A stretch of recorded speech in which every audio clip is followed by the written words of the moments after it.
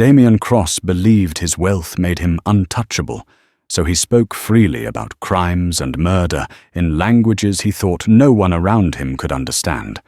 The restaurant staff kept their heads down, the diners laughed, and the waitress pouring his wine looked invisible enough to ignore.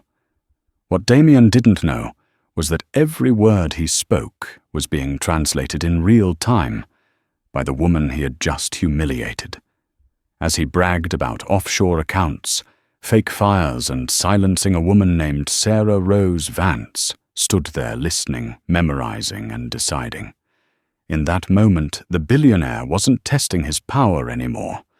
He was confessing to the only witness brave enough and smart enough to destroy him. The rain battered against the floor-to-ceiling windows of Lille Manhattan's most exclusive rooftop restaurant. Inside, the air smelled of truffle oil-aged mahogany and the specific metallic scent of old money. Rose Vance adjusted the collar of her stiff white uniform. Her feet throbbed. It was hour 10 of a double shift, and the blister on her left heel felt like it was weeping into her sock. She was 26 years old, holding a master's degree in linguistics from Georgetown University.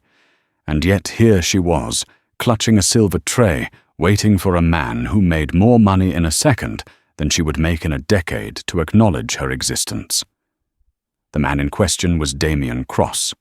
While the tabloids often referred to him as the Prince of Dubai, due to his massive oil holdings and permanent residence in the Emirates, Damien was American-born with a Western name and a ruthlessly Western capitalist shark's heart. He was handsome in a terrifying way.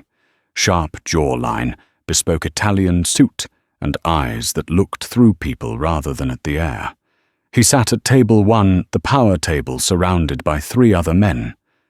There was Robert, his nervous-looking lawyer, Julian, a fix-it man, known in the city for burying scandals, and a silent bodyguard named Stone. Rose approached the table, keeping her eyes lowered respectfully. It was the first rule of Lille. Be available, but be invisible. Still water. Damien said, not looking up from his phone. He snapped his fingers in the air, a sharp crack that echoed in the hushed dining room. And tell the kitchen if the Wagyu takes more than 15 minutes, I'm buying this building and firing everyone. Robert the lawyer chuckled nervously. You're in rare form tonight, Damien. I don't have time for incompetence, Robert Damien replied, his voice a low rumble. We have a merger to kill. Rose placed the crystal glasses on the table with practiced precision. As she poured the water, her hand trembled slightly, just a fraction. A drop no larger than a tear splashed onto the pristine white tablecloth near Damien's cuff. The silence that followed was deafening. Damien stopped scrolling. He slowly turned his head, looking at the tiny wet spot, then up at Rose. His expression wasn't angry. It was worse. It was amused disgust. I'm so sorry, sir, Rose said, quickly, reaching for the cloth napkin she carried for emergencies. Let me. Damien caught her wrist. His grip was firm, cold. Don't, he said softly. He released her hand as if she were contagious. He looked at his lawyer. Robert, look at this. This is why some people run the world and some people serve water, a lack of attention to detail. It was an accident, sir. Rose said, her voice steady, despite the heat rising in her cheeks. An accident is a plane's crash, Damien sneered. This is incompetence. You're lucky I'm in a good mood.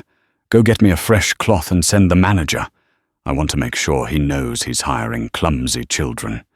Rose bit the inside of her cheek until she tasted iron. She needed this job. Her mother's medical bills were piling up on the kitchen counter of their tiny Queen's apartment, specifically the dialysis treatments that insurance was refusing to cover. She swallowed her pride, a bitter pill she took daily, and nodded. Yes, sir. Right away. She retreated to the service station, her heart hammering against her ribs. The manager, a frantic little man named Marcus, was already sweating by the wine rack. What happened? Marcus hissed. I saw him snap. Did you upset Crossroads? I swear if you lose us this client. I spilled a drop of water. Marcus. A drop, Rose whispered. Fix it. Marcus begged, wringing his hands. Just stay out of his way. Pour from the left. Stay silent. He's closing the biggest deal of the decade tonight. If he wants to use you as a punching bag, you take it. We need his patronage. Rose took a deep breath, grabbed a fresh linen napkin, and smoothed her apron. She was tired of being the punching bag, but for her mother, she would be a doormat if she had to. She returned to the table. Damien didn't even acknowledge her return. He was deep in conversation with Robert and Julian, but the atmosphere had shifted. They weren't speaking English anymore. Damien, confident in the privacy of his linguistic skills, had switched to French. The regulator, Damien said, leaning in a smirk playing on his lips. The regulator is in my pocket. Rose froze for a microcond as she swapped the napkin. Her brain, starved for intellectual stimulation after months of discussing nothing but menu specials, latched onto the syntax immediately. Parisian French, fast, colloquial, arrogant. Esquil offshore, Robert asked, sweating. Does he know about the offshore accounts? Damien scoffed. He knows nothing. We will liquidate the pension fund before anyone notices. Rose's hand hovered over the bread basket. They were discussing embezzlement, specifically liquidating a pension fund. This wasn't just business. This was a crime. She placed the bread down silently. Damien looked at her, his eyes narrowing. For a second she thought he knew, but then he laughed, a cruel, barking sound. Look at her, he said in English, gesturing to Rose with a breadstick. She looks like a deer in headlights, probably thinking about reality TV or which bus to catch home. He switched languages again, this time to Russian, testing the waters. Or perhaps just showing off to his entourage. On goes, Duty muttered in Russian. She's worth nothing. Rose poured the wine. She didn't flinch. She kept her face a mask of subservience. Inside, however, a fire was starting to burn. A fire fueled by 6 years of university study, sleepless nights in the library, and a heritage of brilliance that poverty had tried to bury. They thought she was furniture, but furniture has ears, and tonight the furniture was listening. The evening wore on a slow torture of courses and insults. Rose was assigned exclusively to Table 1, a punishment by Marcus to ensure continuity. Or perhaps he just wanted someone to blame if Damien exploded.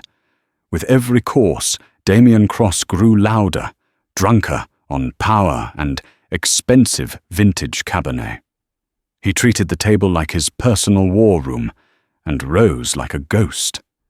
But for Rose, the table had become a puzzle. Damien was a polyglot, or at least he pretended to be. He used languages as barriers walls to keep the commoners out of his elite dealings. He cycled through them depending on who he was calling or what secret he was spilling. When his phone buzzed with a call from a supplier in Hamburg, he switched to German. He barked into the phone. The delivery must be delayed. Tell them there was a fire. I'll handle the insurance.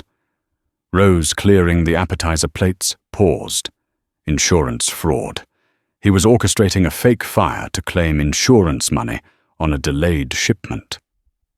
She catalogued this information in her mind, filing it away next to the pension fund theft. More wine, Damien demanded, waving his empty glass at her without breaking eye contact with the person on the phone. Rose stepped forward. Certainly, sir. Would you prefer the So-9, or should I open the 12? Damien covered the microphone. I don't pay you to have opinions, just pour. He went back to his call, switching now to Arabic, as he addressed a partner in Dubai. This was clearly the big one, the deal Marcus had been terrified about.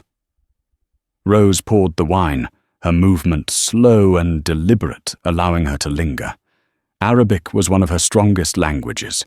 She had spent 2 years in Jordan on a scholarship studying dialects. Ismani Jayadan. Damien hissed into the phone, his voice low and venomous. "Al Bent." "Sarah, she is becoming a problem. She knows about the ledger. Listen to me well. The girl Sarah, she is becoming a problem. She knows about the ledger." Rose's heart skipped a beat. "Sarah, a mistress, a whistleblower." The voice on the other end cracked through the speaker, faint but audible to Rose's sharp ears. "What do you want to do, Damien?" "Callous," Damien said coldly. "Get rid of her. Make it look like an accident. A car crash tonight before she talks to the press." The bottle of wine in Rose's hand clinked against the glass. A sharp chime. Damien's head snapped up. He stared at her, his eyes dark pools of suspicion. He hadn't just been rude this time. He had just ordered a hit. A murder. "You have clumsy hands," Damien said in English, hanging up the phone slowly. He placed it face down on the table. "And you stand too close." "Apologies, sir," Rose said. Her voice was calm, but her knees were shaking. "I was just ensuring the sediment didn't disturb the pour." "You listen too much," Damien said, leaning back. He looked at Julian. "His fix-it, man." "Does she understand?" Julian laughed, lighting a cigar, despite the strict non-smoking policy. "Look at her shoes, Damien. Look at the cheap hair clip. She probably barely speaks English. You're paranoid." "I am rich," Damien corrected. "Rich men stay rich by being re-annoyed." He turned his gaze back to Rose. It was a predator's gaze. He wanted to humiliate her, to prove to himself that she was beneath him, that she was just a dumb object that couldn't possibly comprehend the complexity of his world. "Tell me," Damien said, a cruel smile spreading across his face. "What do you think of the wine? Or do you only drink beer?" "It is an excellent vintage," Sir Rose replied politely. "I bet you don't even know where it's from," he taunted. "It is a Chateau Margaux from the Bordeaux region of France, sir." Damien raised an eyebrow. "Oh, you can read the label. Bravo. A monkey could be trained to do that." He leaned in closer, dropping his voice, switching to Italian. It was a test, a direct insult wrapped in a foreign tongue, designed to see if her eyes would flicker with understanding. "Si solo una panna gul." He smiled beautifully as he said it. "You are just a cheap in an apron." It was the tipping point. Rose had taken the snapping fingers. She had taken the spilled water blame. She had even taken the insults about her poverty, but she would not stand there and be called that, not by a man who had just ordered the death of a woman named Sarah. She looked him dead in the eyes. The submissive waitress mask didn't slip. It shattered. She didn't answer immediately. She finished pouring the wine for the rest of the table. She placed the bottle in the ice bucket. She folded the napkin over her arm. Then she looked at Damien Cross, the billionaire, the untouchable, and she smiled. It wasn't a nice smile. It was the smile of a hunter who has just realized the lion has walked into a trap. She took a breath. She prepared to speak. Damien was laughing, turning to Robert. "See Boyne, she just smiles like a cow." Actually, Rose said, her voice cutting through their laughter like a razor blade. The table went silent. "I prefer the term linguist." She continued her diction, suddenly shifting from the differential service tone to the crisp, authoritative cadence of an academic. Damien frowned. "What did you say Rose didn't answer in English?" She looked at him and answered in flawless, rapid-fire Italian Cross. "I would rather be poor than be a soulless murderer, Mr. Cross." Damien's face went white. The cigar fell from Julian's mouth, tumbling onto the expensive tablecloth, burning a hole instantly. But Rose wasn't done, not even close. The silence at table 1 was heavier than the crystal chandelier hanging above them. Julian the fix-it man was frantically patting the burning hole in the tablecloth. Robert the lawyer looked as if he was about to suffer a stroke. His face had turned a distinct shade of violent violet. Damien Cross, however, didn't move. He stared at Rose with the intensity of a laser sight. The shock of hearing his own insult thrown back at him in perfect Tuscan Italian had temporarily paralyzed his vocal cords, but the paralysis was fading, replaced by a cold, reptilian fury. "What did you say?" Damien whispered, his voice dangerously quiet. "Who are you?" Rose didn't retreat. The fear was still there, fluttering in her stomach like a trapped bird, but the adrenaline of the moment was a powerful drug. She straightened her posture, adding an inch to her height. She wasn't a waitress anymore. She was the prosecutor, the judge, and the jury. "I am the person you decided was invisible," Rose said in clear English. "But sound travels, Mr. Cross, even to the cheap seats." She turned her gaze to Robert, the trembling lawyer. She switched languages effortlessly, sliding into the sharp, nasal cadence of Parisian French. "Vous offshore, Robert?" She asked, her French accent impeccable, mocking the lawyer's earlier nervousness. "You worry he will find out about the offshore accounts. Robert, don't worry about the regulator. Worry about federal prison. Embezzling pension funds is a serious crime, isn't it? 10 years minimum." Robert dropped his fork. It clattered loudly against his china plate. "Damien, she knows. How does she know?" "Shut up, Robert." Damien snapped his eyes, never leaving Rose. Rose pivoted to Julian. She didn't give them time to breathe. She switched gears again, her voice taking on the guttural, precise tones of German. "Unduen," she said, looking at the man brushing ash off his suit in Hamburg. "I'm Foyer the Original, and you Julian insurance fraud in Hamburg. A fire. How original, incompetent Wenk. I hope the Hamburg police aren't as incompetent as you think." Julian's face went slack. He looked at Damien, panic rising in his eyes. "Damien, this girl is a plant. She's a spy." "Who sent her?" "Was it the competition? I'm not a spy," Rose said. Switching back to English, her voice rising just enough to catch the attention of the diners at the adjacent table. "I'm the waitress you called worthless in Russian." She looked straight at Damien. She quoted him in Russian. "She is worth nothing. I am worth more than your conscience." Damien stood up his chair, scraped violently against the floorboards. He was a large man, imposing, and for the first time he looked ready to commit violence with his own hands rather than paying someone else to do it. The restaurant fell silent. Heads turned. The ambient music seemed to fade away. "You have made a grave mistake," Damien hissed, stepping closer to her, invading her personal space. The scent of his expensive cologne was now suffocating. "You think knowing a few phrases makes you smart. It makes you a liability. And I delete liabilities. Is that what you're doing?" to Sarah, Rose asked. The name hit him like a physical slap. Damien flinched. The color drained from his face, leaving him a pale, ghostly grey. Rose lowered her voice, speaking in the Arabic dialect he had used on the phone, the language of his darkest secret. "Ismani Jayan," she repeated his own words back to him. "You ordered a hit on Sarah tonight, a car crash, because she knows about the ledger." She leaned in, her voice trembling with righteous anger. "I understood every word, Damien, every disgusting syllable. You aren't just a thief, you're a monster." Damien lunged, his hand shot out, grabbing Rose by the upper arm. His fingers dug into her flesh, bruising instantly. "You little witch! Hey!" A voice boomed from across the room. It wasn't Marcus, the manager. It was a patron from Table 4, a large man in a military-cut jacket who had been watching the scene unfold. "Get your hands off her!" the patron shouted, standing up.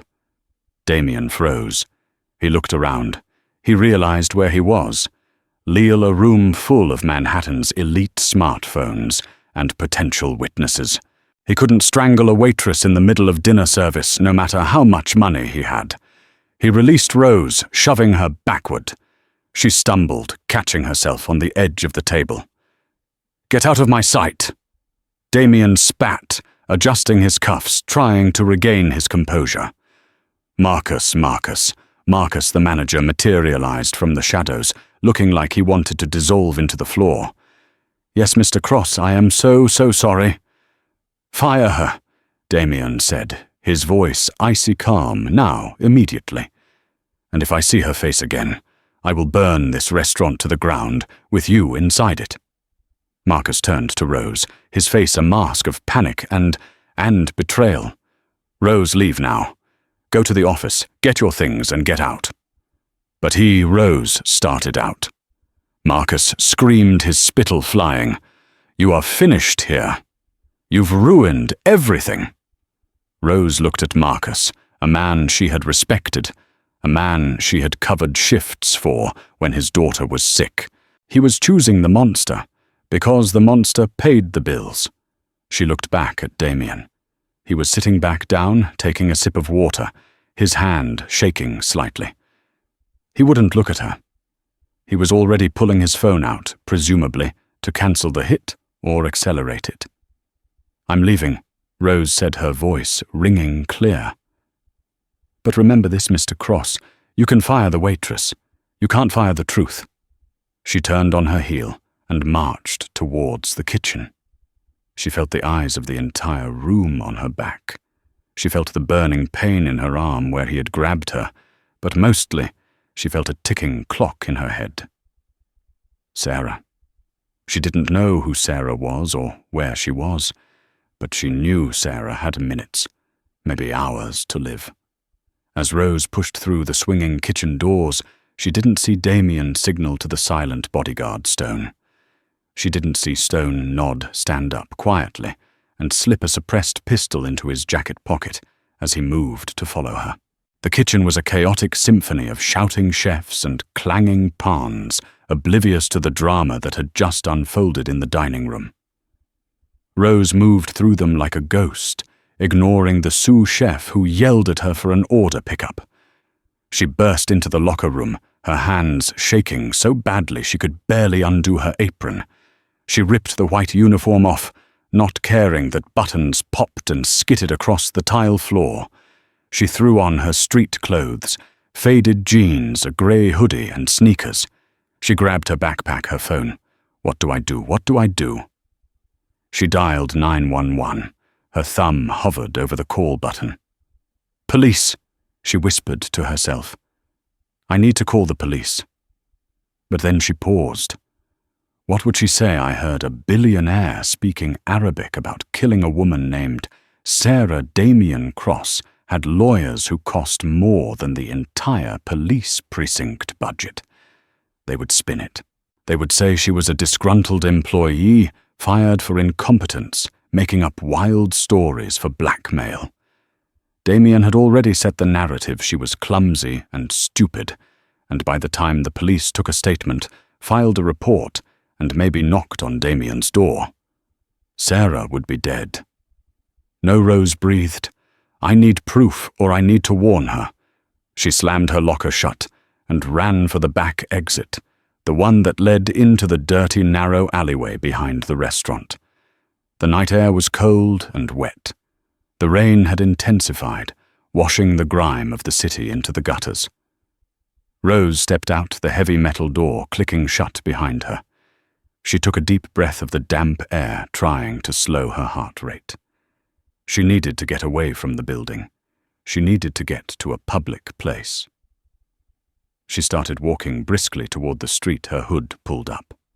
Click. The sound was faint, barely audible over the rain. It was the sound of a shoe stepping on broken glass. Rose froze. She knew that sound. It wasn't the heavy, clumsy step of a homeless person or a drunk. It was a controlled step. She spun around. At the far end of the alley, standing under the flickering yellow light of a security bulb, was Stone, the silent bodyguard. He was huge, a mountain of muscle in a dark suit. He wasn't running.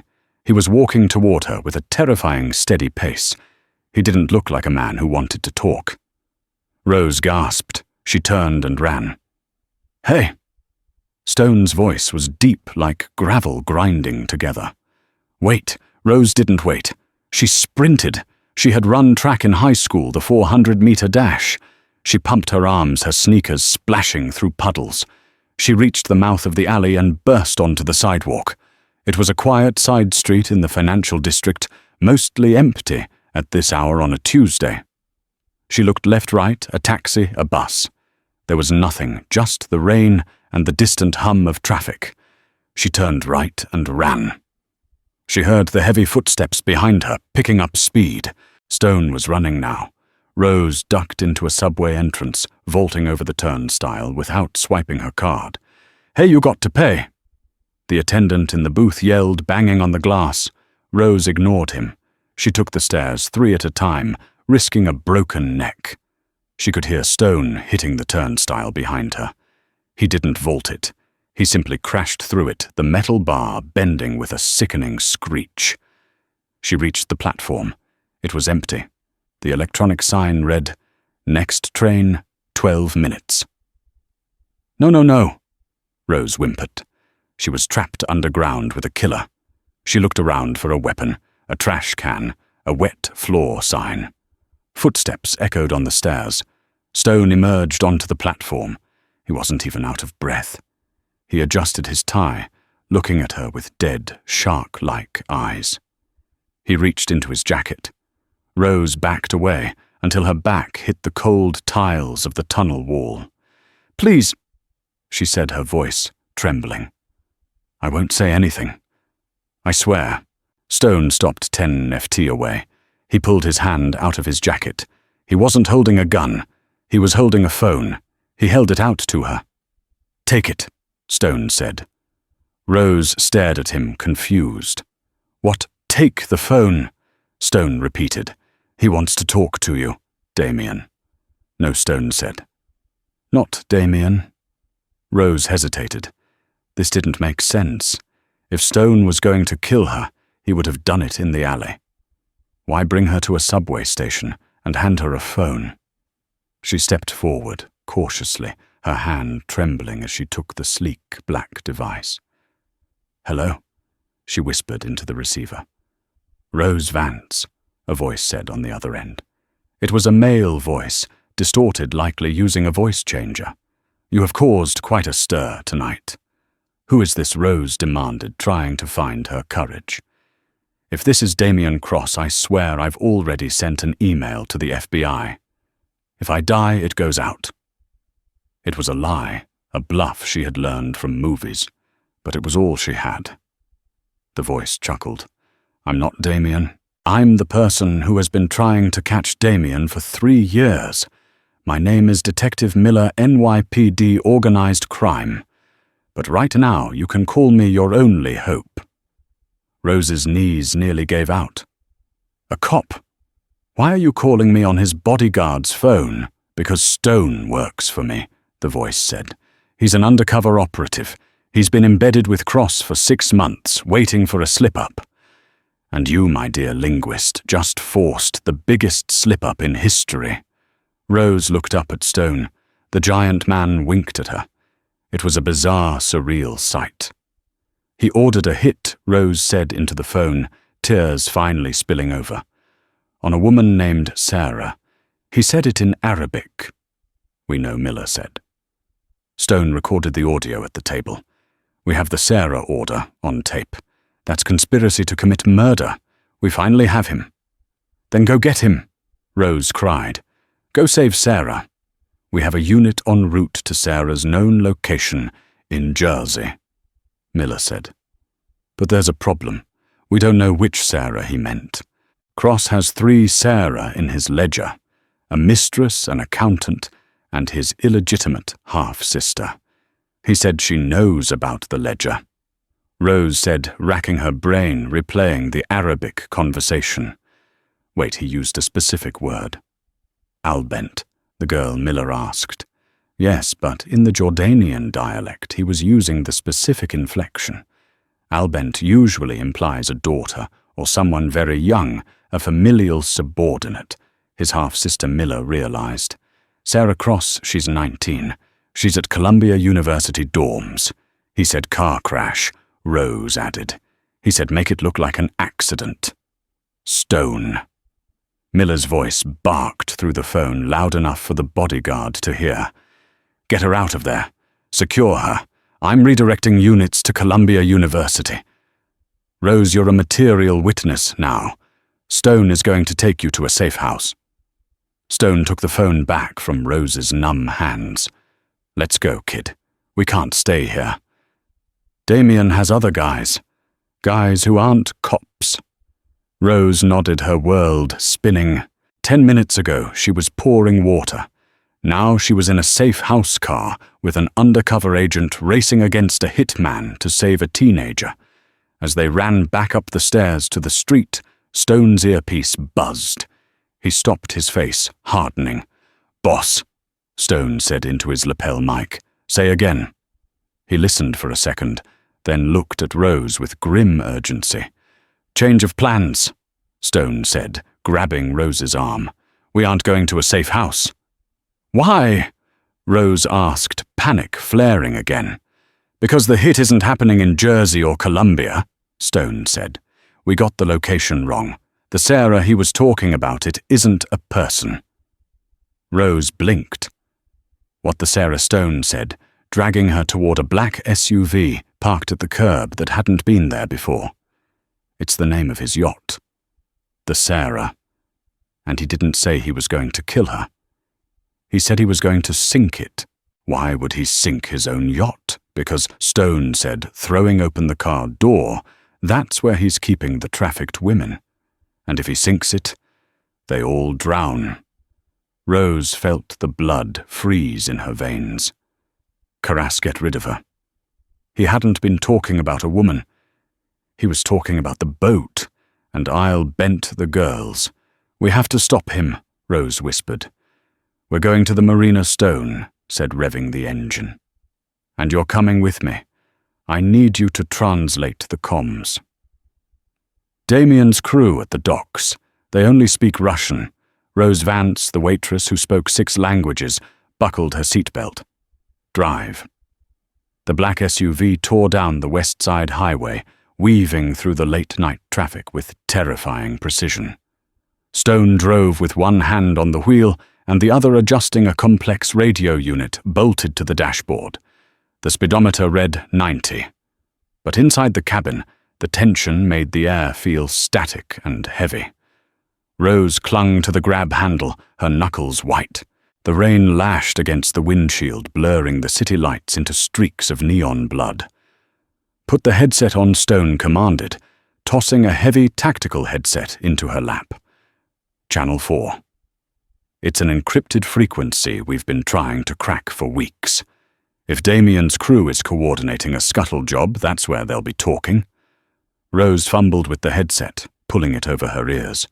The roar of the engine was instantly replaced by a wash of digital static. I hear nothing, she said, her voice shaking. Wait for it, Stone growled, swerving around a taxi that honked indignantly. Miller said the yacht is docked at Pier 59. That's 10 minutes away. We need to know how they plan to sink it. Explosives opening the Seox. If it's explosives, we're driving into a bomb.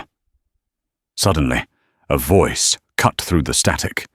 It was deep, distorted, and speaking rapid, military-grade Russian. Zari Tajard minute. Rose pressed the headphones tighter to her ears, her eyes widening. I hear them, she said. Male voice, he said. Charges are set. Timer is at 12 minutes. Stone cursed under his breath. 12 minutes. We're 8 minutes out. Ask them where. Where are the charges? I can't ask them, Stone. It's a radio scanner, not a walkie-talkie. Rose snapped back, the stress fraying her nerves. I can only listen. Then listen harder. Another voice answered on the frequency. This one sounded nervous. Kinayut panikovat. What do we do with the cargo? They are starting to panic. Rose felt a chill that had nothing to do with the air conditioning. They're talking about the cargo. She translated her voice, barely a whisper. One guard asked what to do with them. He says they are starting to panic, the women. Stone said grimly. "They know something is wrong." The first voice replied, "Cold and dismissive for you." Rose gasped. He said, "Forget about them. The door is locked from the outside. Let the water do the work. We leave in 5 minutes." "Locked from the outside," Stone repeated. He slammed his foot on the accelerator. The SUV surged forward, the engine roaring like a wounded beast. "That means we don't just have to stop the boat from sinking. We have to break them out before it goes down," Stone Rose said, looking at the giant man. "You're an undercover agent. Can't you call the Harbor Patrol, get them to storm the boat? Harbor Patrol takes 20 minutes to deploy." Stone said, "SWAT is stuck in the Midtown Tunnel. By the time anyone with a badge gets there, the Sarah will be at the bottom of the Hudson River, and Damian Cross will be sipping brandy, claiming it was a tragic accident." He looked at her, his eyes serious for the first time. The mask of the silent bodyguard was gone. This was a man who had seen too much evil. "It's just us, Rose. Me and the waitress. Can you handle that?" Rose looked down at her hands, the hands that just hours ago were folding napkins and polishing silverware. She thought about her mother fighting for her life in a hospital bed. She thought about the arrogance of Damian Cross laughing as he condemned innocent women to a watery grave. She tightened the strap of the headset. "I'm not a waitress tonight," she said fiercely. "I'm the translator." "Drive faster." Stone smirked. "Hold on." He drifted the SUV off the highway exit tires, screeching, and blasted through a red light toward the dark, looming shapes of the Chelsea piers. The marina was a ghost town of Rainswood and bobbing fiberglass.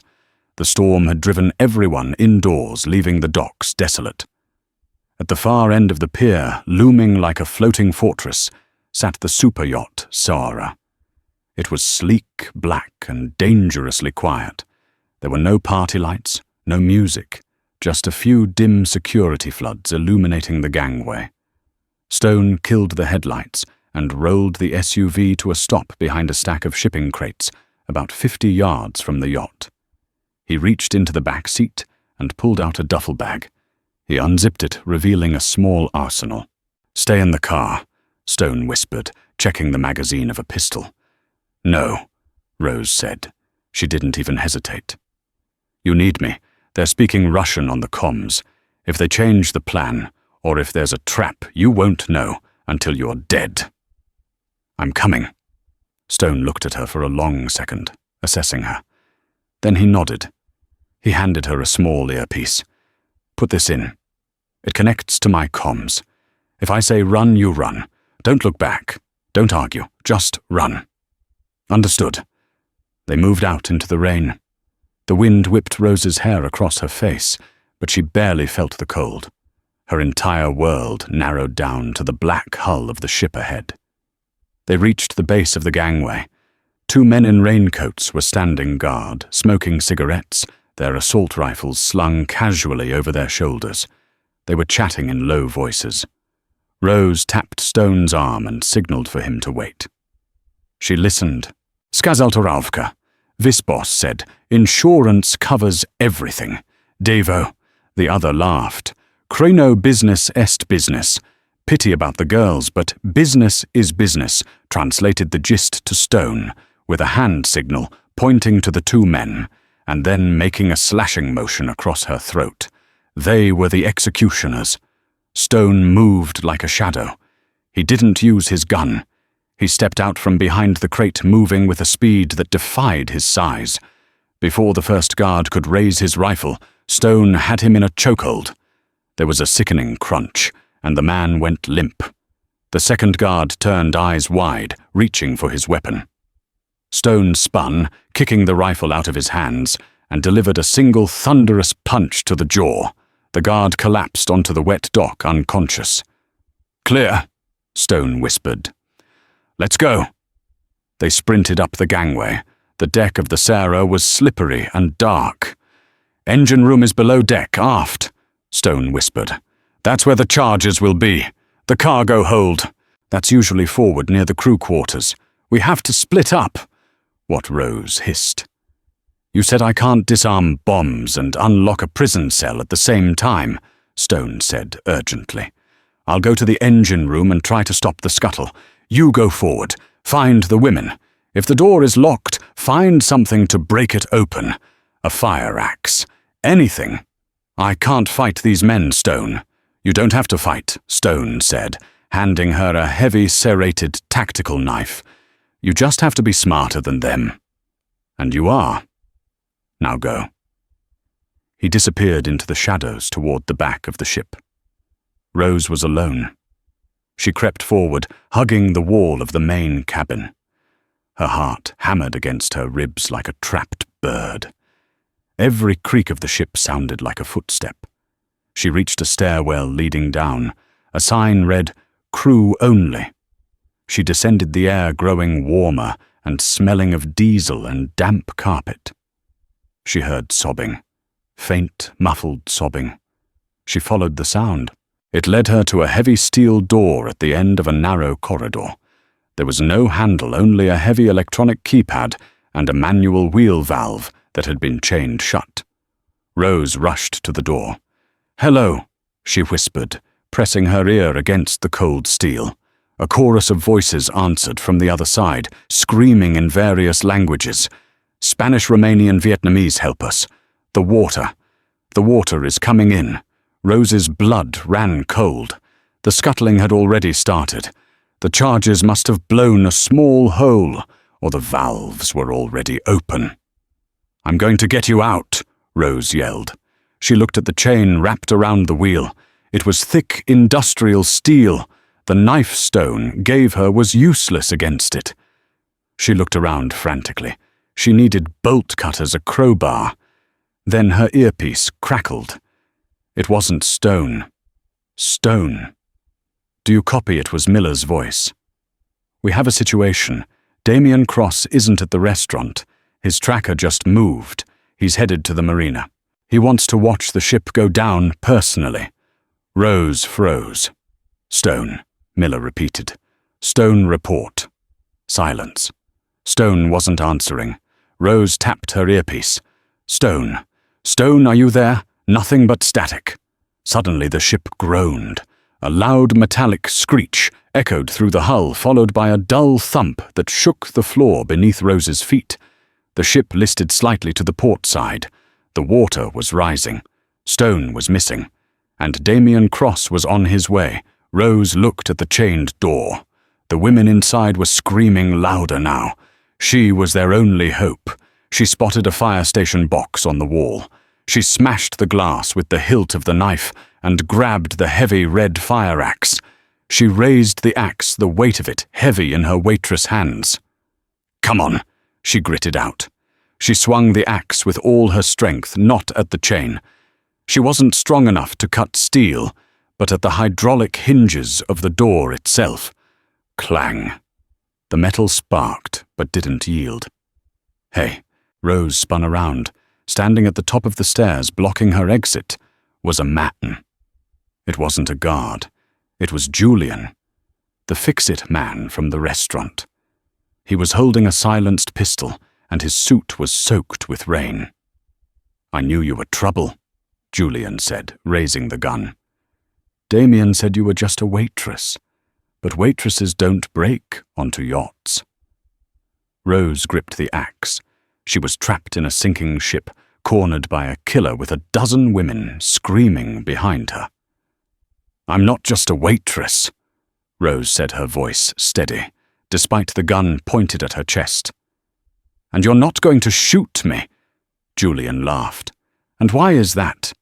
"Because," Rose said, switching to German, staring past him at the shadow, looming on the stairs behind him. "Hinter dir behind you." Julian frowned, confused by the language switch. It gave him a split second of pause. And in that split second, a wet, bloody hand reached out from the darkness of the stairwell and grabbed Julian's ankle. It was Stone. He was battered, bleeding from a gash on his forehead, and dragging himself up the stairs. But he wasn't dead. He yanked Julian's ankle with the strength of a dying ox. Julian shrieked as he lost his balance, his gun firing wildly into the ceiling as he tumbled down the stairs.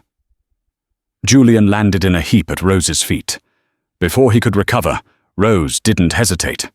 She swung the flat side of the fire axe down, striking him hard on the shoulder. He groaned and went still. Stone. Rose dropped the axe and rushed to the bodyguard. "I'm fine." Stone wheezed, clutching his side. "Got jumped in the engine room, 3 of them. I set the override, but the valves are jammed open. Ship's going down." The door, Rose cried, pointing to the steel cell. "I can't open it." Stone looked at the chain. He reached into his belt and pulled out a small grey brick of putty with a detonator pin. C4. "Stand back," Stone grunted. He jammed the putty into the locking mechanism of the door. "Move now." Rose dragged Julian's unconscious body around the corner. Even he didn't deserve to drown, and covered her ears.